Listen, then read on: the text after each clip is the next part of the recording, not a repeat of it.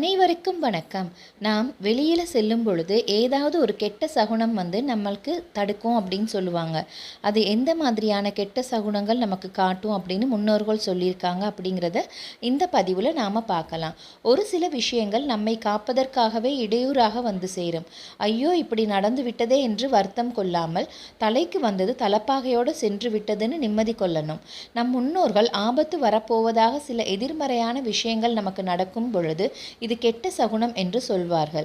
அந்த வகையில் இந்த 7 விஷயங்களும் கெட்ட சகுனமாகவும் ஆபத்து வரக்கூடியதாகவும் உணர்த்துவதாக முன்னோர்கள் சொல்லி சென்றுள்ளனர். வாருங்கள் அதை பற்றிய ஆன்மீகம் சார்ந்த தகவல்களை தொடர்ந்து காண்போம். முதலாவதாக, நாம் வெளியில் கிளம்பும் பொழுது கால் தடுக்க நேர்ந்தாலும் தலையில் இடித்து கொண்டாலோ அதை கெட்ட சகுனம் என்று சொல்வார்கள். ஓரிரு நிமிடங்கள் அமர்ந்துவிட்டு தண்ணீர் அருந்திவிட்டு பிறகு வெளியில் கிளம்ப வலியுறுத்துவார்கள். காலசக்கரம் நமக்கு எதிராக சுழலும் பொழுது நாம் செய்த புண்ணியம் கர்ம வினையானது. அதிலிருந்து நம்மை காப்பாற்றுவதற்காக இது போல வேலை செய்யும் என்று சாஸ்திரங்கள் கூறுகின்றன. இரண்டாவதாக, வீட்டில் துளசி செடி இருந்தால் அது திடீரென காய்ந்து உலர ஆரம்பித்தால் அதுவும் கெட்ட சகுனமாக சொல்லப்படுகிறது. நன்றாக இருந்த துளசி செடி திடீரென காய்வது குடும்பத்திற்கு ஆகாது, ஏதோ ஒரு நிதி சார்ந்த ஆபத்து வர காத்திருக்கிறது என்பதை குறிக்கும்.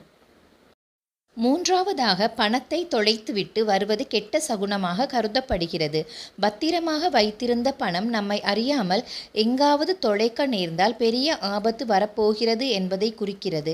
கட்டுக்கடங்காத செலவுகளும் மருத்துவ செலவுகளும் வரக்கூடும்.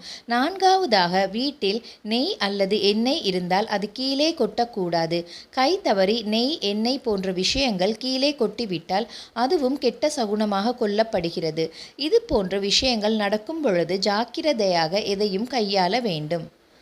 ஐந்தாவதாக, வீட்டில் பல்லி இருந்தால் அது நல்ல சகுனம் என்று சொல்வார்கள். பல்லி விழும் பலன் என்ன என்று நம் வீட்டு கேலண்டர் கூட சொல்லிவிடும். வீட்டில் பல்லி இருப்பது அதிர்ஷ்டம் தரும் என்பார்கள். ஆனால் வீட்டில் 2 பல்லிகள் ஒன்றோடு ஒன்று சண்டை போட்டுக்கொண்டால் அது கெட்ட சகுனமாக சொல்லப்பட்டுள்ளது. குடும்பத்தில் சண்டை சச்சரவுகளும் வம்பு வழக்குகளும் வரக்கூடும் என்பதை முன்கூட்டியே உணர்த்துவதாக சொல்ல வேண்டும். ஆறாவதாக, பூஜை செய்யும் பொழுது ஆரத்தி காண்பிக்க வேண்டும். வீடு முழுவதும் எல்லா இடங்களிலும் கற்பூர ஆரத்தி கொண்டு போய் காண்பிக்க வேண்டும். அப்போதுதான் வீட்டில் நேர்மறை ஆற்றல்கள் அதிகரிக்க ஆரம்பிக்கும். இப்படி ஆரத்தி காண்பிக்கும் பொழுது ஒரு முறைக்கு மேல் சில சமயங்களில் நெருப்பு அணைந்து போகும். ஆரத்தி அணைவது கெட்ட சகுனமாக நம் முன்னோர்கள் சொல்கின்றார்கள். இது போன்ற சமயங்களில் குடும்பத்தில் உள்ளவர்கள் கவனமாக இருக்க வேண்டும். எல்லா விஷயங்களிலும் முன் ஜாக்கிரதையாக இருப்பது நல்லது என்று சொல்லியுள்ளனர்.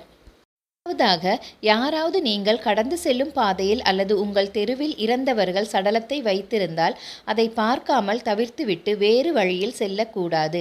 இதுவும் கெட்ட சகுனத்தை குறிக்கிறது. ஒன்று, துக்க நிகழ்வில் கலந்து கொண்டு சடலத்தை பார்த்து வர வேண்டும். இல்லையேல் வெளியில் எங்கும் செல்லாமல் அன்றைய நாளை தவிர்க்க வேண்டும். இது போன்ற நிகழ்வுகள் நமக்கு பதட்டத்தையும் எதிர்மறை எண்ணங்களையும் அந்த சமயங்களில் தோற்றுவித்தால் நாராயண கவசம் படித்தால் துன்பம் நீங்கும். அனைவருக்கும் நன்றி. இதை நம்ம பின்பற்றினாலே நம்ம வாழ்க்கையில் ஏதாவது ஒரு தடங்கள் வந்தால் தவிர்த்துக்கலாம் அப்படின்னு முன்னோர்கள் சொல்கிறாங்க. இந்த கெட்ட சகுனங்களை வச்சு நாம் நம்முடைய எதிர்காலத்தை நாம் என்ன மாதிரி கொண்டு போகலாம் அப்படின்னு சொல்லி தீர்மானிச்சுக்கலாம். நன்றி, வணக்கம்.